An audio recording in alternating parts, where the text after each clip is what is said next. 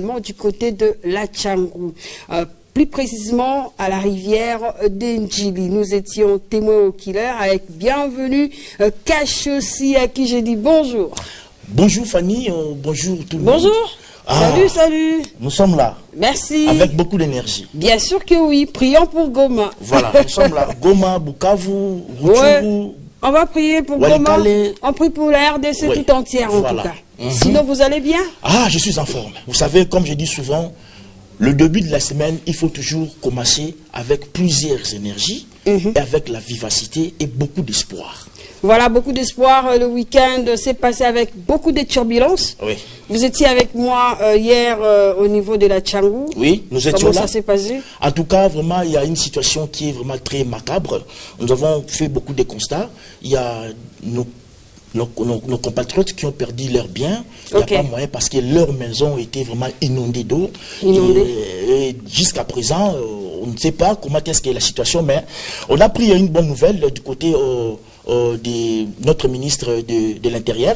Voilà. Ils ont déjà cherché, de l'Intérieur. Voilà, ils ont déjà cherché une place où ils vont loger. Notamment aussi, nous avons vu le bourgmestre de Matete et de Ndjili et aussi de leur manière. Ils ont préparé aussi des sites pour que tous les sinistrés soient logés, pour que la situation soit un peu apaisée. Oui, c'est le ministre, c'est en fait le gouvernement qui a mis 3 sites à la disposition des sinistrés de cette partie de la ville-province de Kinshasa.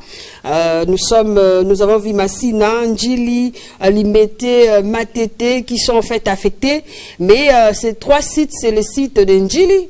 Nous avons l'école Lumumba, nous avons également le stade Tata Raphaël où on a logé plus de 300 familles. À Ndjili, c'est 117 familles, à Lumumba, c'est 100 familles.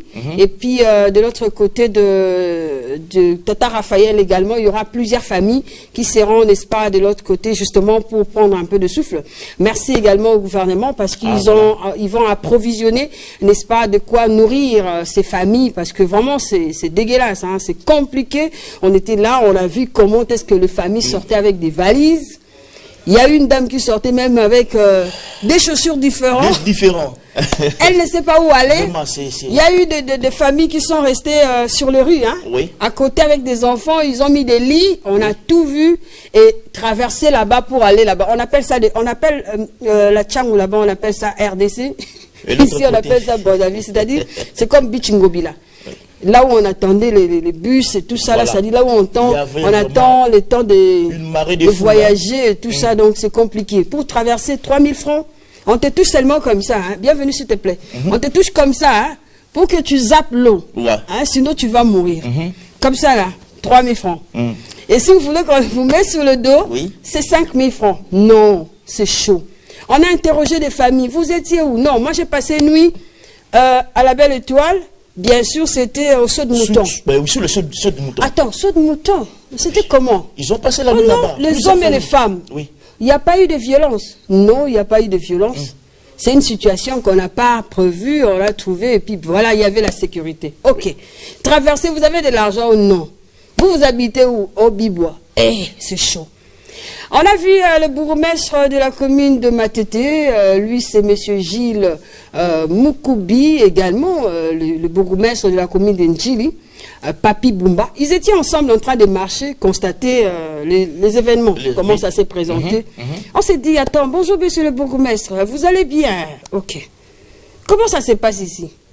Bienvenue, Kachossi. Ah, ils nous ont expliqué, hein. Ils ont expliqué parce que quand vous faites la lecture de leur figure, vous allez voir qu'il y a la tristesse qui a traîné. C'était chaud, c'est le fardeau. Chaud. Voilà. C'est vraiment le fardeau et puis tout le monde là-bas avait des nerfs tendus. Et les personnes qui voyageaient avec ces belles... Mais il y a eu un problème sérieux. Hein? Non, attends. Mais les voyageurs, on a trouvé une solution. Hein? L'État congolais a trouvé des solutions. Ils sont passés par le bus Ngobila pour aller vers Kinkole. Et puis, il y a eu le bus Transco qui attendait des voyageurs. il y a d'autres personnes qui ont reporté le voyage, mais ceux qui avaient l'information sitôt ont déjà pris leur vol. Il y a aussi des vécus. Mais il y a eu également des morts qui ont repris la morgue. Des personnes qui devaient être enterrées du côté de Kinkole, d'autres du côté du Congo central. On a retiré le corps pour le retour à la morgue. Donc on ne sait pas comment ces familles doivent payer encore les frais des morgues. Voilà. Non seulement ça, il y a eu également des familles qui devaient fêter leur mariage, qui n'ont pas pu le faire. Il y a eu des églises qui ont séché hier, c'était chaud. Ensuite, ces interviews qu'on a réalisées avec vous, et bienvenue Caché aussi, on se retrouve tout de suite. Notre invité est présent, Timothée Lenoir, pour répondre à ces questions, mais également à la question sur Téléma congolais.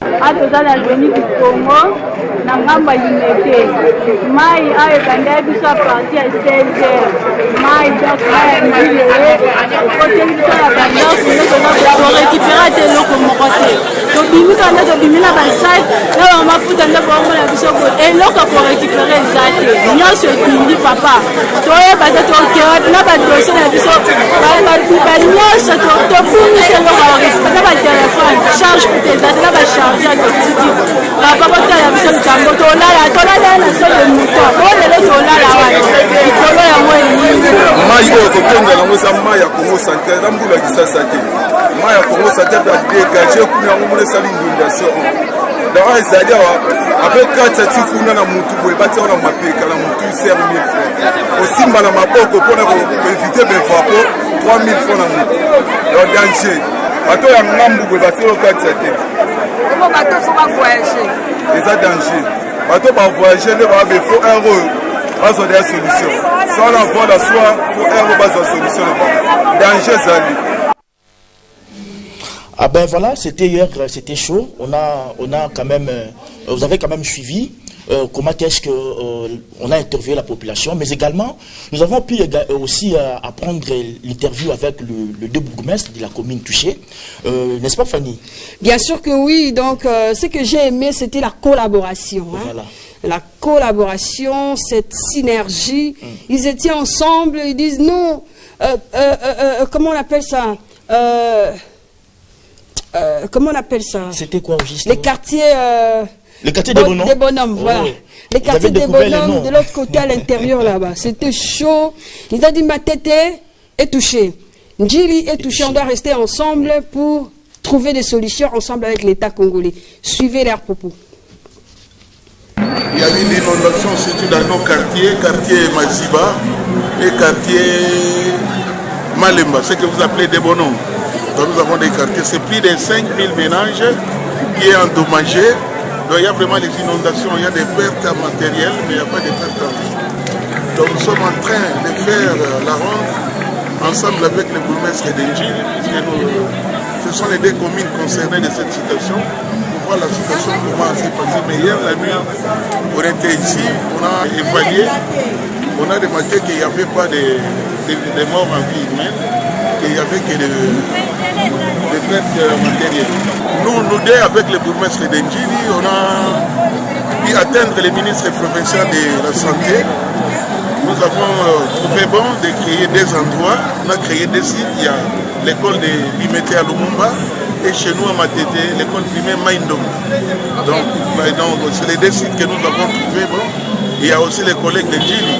Nous, notre souci est que s'il y a des problèmes chez nous à Kinshasa, nous remarquons que l'intervention est trop faible par rapport dans des provinces.